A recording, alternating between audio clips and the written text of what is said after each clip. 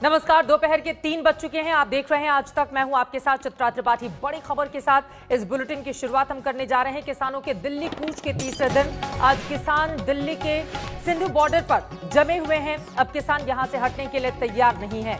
सुबह किसानों ने 10 बजे बैठक की और फिर यहीं जमे रहने का फैसला किया है। ये तस्वीरें भी हम आपको लगातार दिखा रहे हैं। आपको बता दें, किसानों ने इस बॉर्डर को जाम कर रखा है। करनाल अंबाला रूट पूरी तरह से ट्रैफिक वहां पर बंद है। रोहतक से आए किसान उधर बुराड़ी मैदान में जमे हुए हैं। सिंधु बॉर्डर के किसान बुराड़ी जाने के लिए तैयार नहीं है। किसानों का ये कहना है कि यहां से हम हटेंगे तो हम सिर्फ जंतर मंतर या रामलीला मैदान में ही जाएंगे। उधर पंजाब से हरियाणा होते हुए किसानों का दिल्ली कूच अभी भी जारी है। ये अलग अलग तस्वीरें आपको दिखा रहे हैं।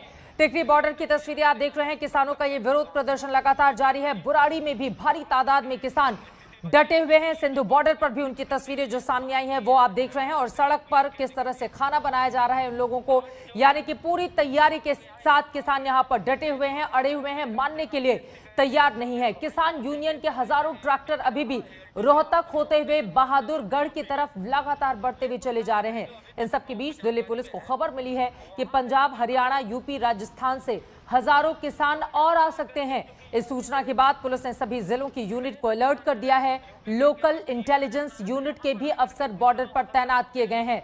दिल्ली की चौखट पर किस तरह से किसान डटे हुए हैं, दिल्ली आने को बेताब जत्थों में आ रहे हैं ये किसान, जैसा कि आप तस्वीरों में देख पा रहे हैं। दिल्ली में उनको अभी जाने दिया जाएगा, लेकिन आदेश निर्देश फिर उनके आने तक। हिमांशु मिश्रा बुराड़ी से हमारे साथ जुड़ चुके हैं और सिंधु बॉर्डर से भी हमारे साथ हमारे संवाददाता जुड़ चुके हैं इस वक्त सुशांत। लेकिन सबसे पहले बुराड़ी का रुख करते हुए आपके साथ कुछ किसान नेता भी हमें दिखाई दे रहे हैं। उन लोगों से बातचीत कीजिए। लगातार ये डटे हुए हैं, मानने के लिए तैयार नहीं है। आज जब तीसरा दिन है, क्या चाहते हैं ये किसान? बातचीत कीजिए उनसे। जी बिल्कुल, बातचीत करते हैं। कहां से आए हैं आप? हम लोग नोएडा से आए हैं और हमारा संगठन किसान एकता संघ है। अपने राष्ट्रीय अध्यक्ष वरुण प्रधान जी के नेतृत्व में हम आए हैं। आप चाहते क्या हैं? आप लोग यहाँ जब पहुंचे हैं, पहले तो पंजाब से आए थे, अब यूपी से भी आने लगे, क्या चाहते हैं? हम ये चाहते हैं कि सरकार ने जो 3 काले कानून लाए हैं, सरकार इन कानूनों को वापस ले। और अगर मान लीजिए बातचीत भी तो चल रही है, बातचीत का रास्ता जिस तरीके से है, आप लोग की अगली रणनीति क्या है?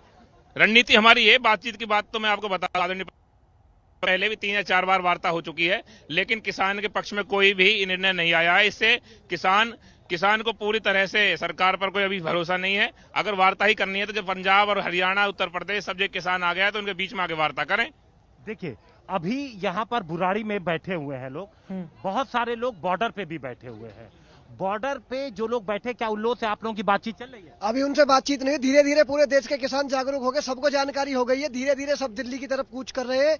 और जो वार्ता की बात रही है, वार्ता तो कई बार विफल हो गई है। वो सत्र बुलाए और संशोधन करे कानून, एमएसपी को कानून के दायरे में लाए। तो देखिए, यहाँ पर हमने पहले भी दिखाया था कि जो किसान है वो किस तैयारी के साथ आए। इन्होंने अपना रुख बिल्कुल साफ कर दिया है कि ये लोग यहाँ से जल्दी हटने वाले नहीं है। हम कुछ और, आप कहाँ से आए हैं? ना भरावा पंजाब चो आए ना, कर लो। पंजाब से आए हैं आप? तो देखिए, यहाँ कोई पंजाब से आया है। और ये बताएं, जो लोग बॉर्डर पे बैठे हैं, क्या वो यहाँ बुराड़ी आएंगे? बिल्कुल आउणगे, बिल्कुल आएंगे। बिल्कुल आएंगे। ਅਸੀਂ ਵੀ ਆਏ ਆ, ਉਹ ਵੀ ਆਉਣਗੇ। बातचीत हो रही है आप लोगों की? बिल्कुल पूरा संपर्क है साडा ਉਹਨਾਂ ਨਾਲ। और सरकार से कोई बातचीत, कोई नुमाइंदा, कोई बातचीत हुई हो इस दौरान? नहीं हजे तक कोई बात नहीं। कोई बातचीत नहीं हुई। ना और आप बिल्कुल। लोगों ने तो अपनी तैयारी दिखाई दी है। हाँ, आप कहाँ से आए? फरीदकोट से। फरीदकोट से। रास्ते में जब आप लोग आए, तमाम बैरिकेड्स भी थे। अब यहाँ आप बुराड़ी पहुंच गए हैं, दिल्ली पहुंच गए हैं। अब अगला कदम क्या होगा? अगला कदम जो साडियां हिंदुस्तान दियां 604 जथेबंदियां, पंजाब दियां 31 जथेबंदियां जो सानू फैसला देणगीਆਂ, ਅਸੀਂ ਉਹ फैसले ਦੇ फुੱਲ ਚੜਾਵਾਂਗੇ। ਜੇ ਸਾਨੂੰ ਕਹਿਣਗੇ ਇੱਥੋਂ ਚੱਲ ਕੇ ਧਰਨ ਜਾਮ ਕਰਨਾ, ਅਸੀਂ ਜਾਮ ਕਰਾਂਗੇ। जो ਉਹਨਾਂ ਦਾ फैसला जथेबंदियां ਦਾ होगा ਉਹ बनना जाऊगा। आप देखिए, यहाँ पर सभी लोग मौजूद हैं। हर यूपी के किसानों से बात की हमने, पंजाब के किसानों से बात की हमने। अब यहाँ पर इन लोगों का यही कहना है कि बुराड़ी, सभी जो लोग हैं उन लोगों से संपर्क में है। कुछ किसान बुराड़ी पे बैठ गए हैं, कुछ यहाँ आए हैं, कुछ का ये मानना है यहाँ पर चित्रा कि अगर वो बुराड़ी पहुंचते हैं तो उनकी बात दब जाएगी, कहीं ऐसा ना हो कि जिस मकसद से वो दिल्ली पहुंचे हैं वो मकसद उनका पूरा ना, उनकी आवाज सुनी ना जाए और यहाँ पर वो एक एरिया में बच के रह जाए। इस वजह से कुछ किसान अभी भी बॉर्डरों पे, टीकरी बॉर्डर पे अच्छी खासी संख्या में और सिंगू बॉर्डर पे बैठे हुए हैं। ये बहुत महत्वपूर्ण बातें आप कह रहे हैं। देखिए, पहले तो सिर्फ यही कहा जा रहा था कि पंजाब से ही किसान आ रहे हैं, लेकिन अब तो भारी तादाद में यूपी से होते हुए दिल्ली, राजधानी दिल्ली पहुंचना चाहते हैं किसान। और इसी के साथ आप समझिए कि किस तरह से किसानों का ये आंदोलन तेज होता हुआ चला जा रहा है। पंजाब से भले ही चिंगारी भड़की हो, लेकिन उसके बाद लगातार देश के दूसरे हिस्सों के किसान भी अब इसमें शामिल होते हुए चले जा रहे हैं। अशोक सिंघल इस वक्त सिंधु बॉर्डर से हमारे साथ जुड़ चुके हैं। वहां पर किस तरह के हालात हैं अशोक? देखिए चित्रा, मैं आपको दिखाना चाहूँ, किसान यहाँ डटे हुए हैं और इन्होंने फैसला भी किया है कि हम यहाँ से टस से मस नहीं होंगे, क्योंकि अगर हमको बुराड़ी लेके जाएंगे तो हमारा पर्पस सॉल्व नहीं होगा। यहाँ बैठेंगे, हमको या तो दिल्ली के अंदर प्रवेश करने दिया जाए या फिर यहाँ पे हम लोग रहेंगे मौजूद। और कई महीनों का राशन इनके पास है, ट्रैली, ट्रैक्टर और बाकी गाड़ियों में ये सामान भर के लाए हैं। यहीं पे ये खाना बनाते हैं, खाते हैं और आसपास के लोग भी पानी वगैरह मुहैया इनको करवा रहे हैं।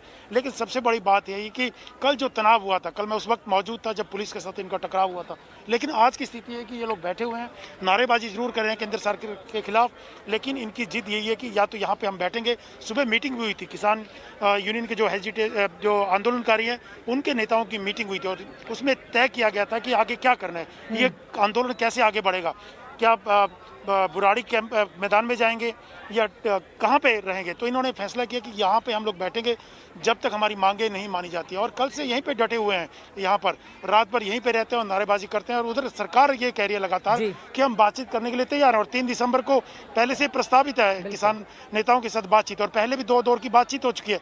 लेकिन ये जो पंजाब से आए हुए किसान हैं, इनकी यही मांग है कि जब तक ये तीनों कानून वापस नहीं होते तब तक हम यहीं पे धरने बैठेंगे। और खास बात ये चित्र, मैं एक चीज आपको बता दूं। हाँ, अशोक सिंघल ये महत्वपूर्ण जानकारी देते हुए। सुशांत, अब सीधे आपका मैं रुक कर लेती हूं। आप जहां पर खड़े हुए हैं, पीछे की तस्वीरें दिखाइए, वहां पर हालात कैसे हैं?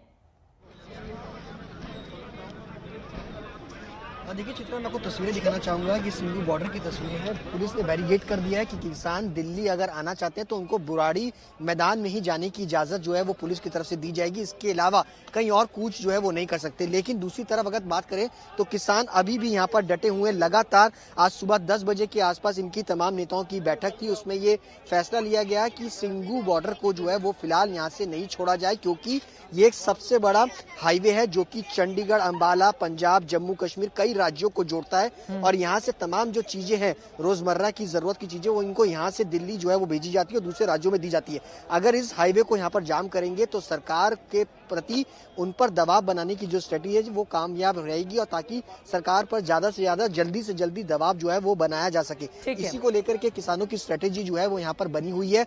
ऐसे में अगर वो बुराड़ी जाते हैं तो उनकी स्ट्रेटेजी जो है वो फेल हो सकती है, सरकार उनकी बात जो है वो नहीं सुनेगी। फिलहाल अभी जो फैसला यही है कि अब ये किसान जो है वो यहाँ से हिलने वाले नहीं है। वो लगातार चाहते हैं कि सरकार के नुमाइंदे खुद कैसे निकलेगा, ये अपने आप में बड़ा सवाल है। फिलहाल आप तीनों लोगों का बहुत शुक्रिया इस पूरी जानकारी के लिए। आगे भी जानकारी आपसे हम लेते रहेंगे। तो देखिए, किसान मानने के लिए तैयार नहीं है। उनका ये कहना है कि जब तक कृषि बिल को वापस नहीं लेती है सरकार, तब तक हमारा ये आंदोलन जारी रहेगा, जबकि बीच का रास्ता निकालने की कोशिश में यहां पर सरकार लगातार बनी हुई है। इस खबर पर रहेगी हमारी नजर। आगे बढ़ते हुए आज की अहम एक दूसरी खबर का हम रुख करेंगे। प्रधानमंत्री नरेंद्र मोदी आज मिशन वैक्सीन पर हैं। देश के 3 अहम वैक्सीन केंद्रों पर जाकर प्रधानमंत्री वैक्सीन विकसित करने की दिशा में हुई प्रगति की जानकारी ले रहे हैं। अब से थोड़ी देर पहले प्रधानमंत्री नरेंद्र मोदी हैदराबाद पहुंचे, जहां भारत बायोटेक जाकर वैक्सीन से जुड़ी सारी जानकारी और अपडेट वहां पर लेंगे। वहां पर पहुंच चुके हैं। ये अलग अलग तस्वीरें आपको दिखा रहे हैं। इसके पहले प्रधानमंत्री ने अहमदाबाद के जाडिस बायोटेक पार्क का दौरा किया था। वहां उन्होंने कोरोना वैक्सीन के हर पहलुओं को साझा किया, जाना समझा। जाडिस की वैक्सीन देसी है और ये ट्रायल के दूसरे चरण में है। यकीनन इसके तीसरे चरण में माना यही जा रहा है कि फिलहाल ये लोगों के लिए उपलब्ध हो जाएगी। हैदराबाद के बाद प्रधानमंत्री नरेंद्र मोदी पुणे के सीरम इंस्टीट्यूट जाएंगे। अहमदाबाद, हैदराबाद और पुणे की ये तस्वीरें आपको दिखा रहे हैं प्रधानमंत्री नरेंद्र मोदी का आज का ये अहम दौरा, क्योंकि वैक्सीन जो कि मौजूदा दौर की संजीवनी बूटी है और यकीनन उसी का इंतजार न सिर्फ हिंदुस्तान बल्कि पूरा विश्व कर रहा है कि सबसे बड़ी कामयाबी किसको मिलती है, वैक्सीन सबसे पहले कौन लेकर आता है, ताकि जो मानवता इस वक्त कोरोना के कारण खतरे में है उसको बचाया जा सके। ये तस्वीरें आपको दिखा रहे हैं। आपको बता दें कि हैदराबाद में स्थित भारत बायोटेक में कोवैक्सीन की तीसरे फेज का ट्रायल चल रहा है। तीसरे फेज में कंपनी 26,000 लोगों पर इस वैक्सीन का ट्रायल कर रही है। हैदराबाद की तस्वीरें भी आपको हम दिखा रहे हैं। भारत बायोटेक दुनिया की जानी मानी बायोटेक कंपनी है। ये कंपनी कोरोना के अलावा चिकनगुनिया, जिका, कोलेरा, मलेरिया, पोलियो, टाइफाइड समेत कई बीमारियों का वैक्सीन बनाने में जुटी हुई है और हर जगह यही कामना की जा रही है कि जल्द से जल्द कामयाबी इसमें मिले। और उसी का जायजा लेते हुए प्रधानमंत्री नरेंद्र मोदी की ये तस्वीरें आपके सामने हैं। उधर जम्मू कश्मीर में आर्टिकल 370 के प्रावधानों को हटाए जाने के बाद पहली बार वहां पर चुनाव हुए हैं। शनिवार को डीडीसी चुनाव के पहले चरण के लिए वोट डाले गए। इस चुनाव में 1427 प्रत्याशी चुनावी मैदान में हैं, जिनकी किस्मत का फैसला 7 लाख मतदाताओं ने कर दिया है। 12 बजे तक कुल 33% वोट पड़े थे। कुछ जिलों में वोट का जबरदस्त जोश दिखा। आप देख पा रहे हैं लंबी कतारों में लोग लाइनों में किस तरह से लगे हुए हैं। 2 बजे वोटिंग खत्म होने के बाद अब मतदान का प्रतिशत का आखिरी आंकड़ा आना बाकी है, लेकिन बढ़ चढ़कर लोगों ने इस मतदान में हिस्सा लिया है। पहली बार ये चुनाव हो रहा है आर्टिकल 370 के हटने के बाद। और वहां की तस्वीरें आपको दिखा रहे हैं। 3 लेवल का पंचायत सिस्टम बनेगा ताकि ग्राउंड जीरो पर काम किया जा सके और डेवलपमेंट को और तेजी दी जा सके। पंचायती राज कानून में संशोधन के बाद ये पहला महत्वपूर्ण चुनाव और इन चुनावों से कश्मीर का मूड यकीनन पता चलेगा। कुल 20 जिलों में जिला विकास काउंसिल बनाई जाएंगी। 20 जिलों में कुल 280 ब्लॉक हैं और मतदान के लिए आप देख पा रहे हैं कैसे बड़े बुजुर्ग सभी बढ़ चढ़कर हिस्सा लेने के लिए इस मतदान के लिए लंबी लाइनों में कतारों में अपनी बारी का इंतजार करते हुए दिखे। वैसे कश्मीर में कई पोलिंग बूथ पर लोग सुबह से वोट डालने के लिए लाइन में लगे थे। लोगों में खासा जोश दिखा। इस बारे में और ज्यादा जानकारी दे रहे हैं हमारे संवाददाता शुजाउल हक। सुनिए।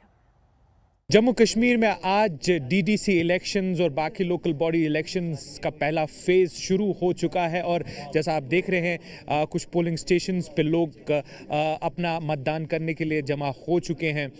ये कश्मीर घाटी में इस बार इलेक्शंस जो है विंटर्स में हो रहे हैं। कई जगहों पे जो बर्फबारी है वो भी हो चुकी है। आप देख सकते हैं इन तस्वीरों में यहाँ पे भी कुछ बर्फ़ जो है वो जमी हुई है। तो ठंड का माहौल है, लेकिन लोग फिर भी घरों से निकले हैं अपना जो मतदान है वो करने के लिए। मैं आपको बता दूं कि ये पहली बार जो है जम्मू कश्मीर के इतिहास में कि डीडीसी इलेक्शंस हो रहे हैं और ये भी एक महत्वपूर्ण बात है कि ये इलेक्शंस धारा 370 के हटाए जाने के बाद पहली जो है इलेक्टोरल प्रोसेस है। इस बार बीजेपी और अलायंस फॉर पीपल्स डिक्लेरेशन जो है जो कि नेशनल कॉन्फ्रेंस पीडीपी और ऐसे जो बाकी रीजनल पार्टीज़ है उनका एक अलायंस है, उसके बीच की जंग नज़र आ रही है, खासकर कश्मीर घाटी में, जहां पीपल्स अलायंस ने लगातार कैंपेनिंग के दौरान धारा 370 के हटाए जाने को उठाया है। वहीं बीजेपी और बाकी जो पार्टियां हैं, एसोसिएटेड पार्टियां हैं, उन्होंने डेवलपमेंट की बात की है। ज़मीन पे आज काफ़ी सारे लोग निकलते हुए नज़र आ रहे हैं। यहाँ पे भी कई सारे लोग अपने घरों से आज सुबह से ही निकले हुए और अपना मतदान कर रहे हैं। कैमरामैन रूफ के साथ शुजाउल हक, श्रीनगर आज तक। और अब बात हैदराबाद निकाय चुनाव की करेंगे, जहां पर जुबानी जंग तेज हो रही है। एआईएमआईएम के अकबरुद्दीन ओवैसी ने तीखी जुबान में हमला बोला है, तो वहीं बीजेपी की ओर से संबित पात्रा ने उनको जवाब दिया। जितना इस मुल्क पर नरेंद्र मोदी का हक है, उतना ही इस मुल्क पे अकबरुद्दीन ओवैसी का भी हक है।